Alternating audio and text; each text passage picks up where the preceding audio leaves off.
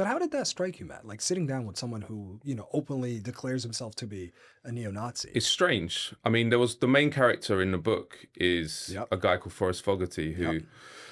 served in Iraq from 2004 to 5, and he's like a Hitler worshipping Nazi, and he was part of the Hammerskins, which is the ADL calls it the most violent skinhead group in the US. So I went down to Tampa actually to To a zoo yeah, well, with his kids. yes. See, that was so bizarre for me, just reading that. Well, it was a complete. So I first went there and met him at a restaurant by Yeah. the side of a bar. But again, it was a strange experience because he's there and his wife beat a vest and he's fulminating against black people, Jews, all the usual stuff.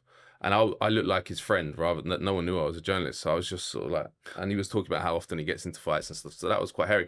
But why is he opening up to you? Why do you think that is? Is it just because these guys think that it's good for them to get attention, or? Yeah, and they want attention, but they also, no one was problematizing the fact that they were in the military. He didn't leave because of his neo-Nazi predilections. So he was proud of his service in Iraq. His family had all been in the military, so he was proud of it.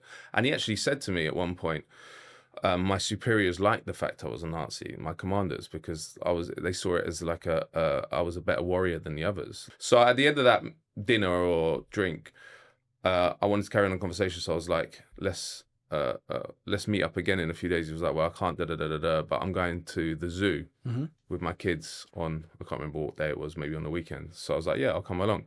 So we ended up going around Lowry Park Zoo in Tampa and just discuss it. I mean, I got a deep insight into his philosophy, and obviously it's repugnant and horrific, but it was interesting talking to him about it because in the context of Iraq, a lot of the neo-Nazis that served there, including him, they subscribe to what's called this anti-Semitic conspiracy theory called ZOG, which is Zionist occupied government.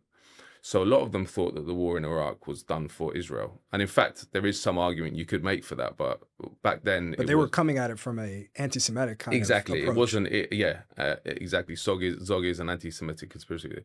So a lot of them were saying, we actually don't believe in the war in Iraq, but we'll go there to get the training to come back to fight the war that we really want to fight, which is back in the US.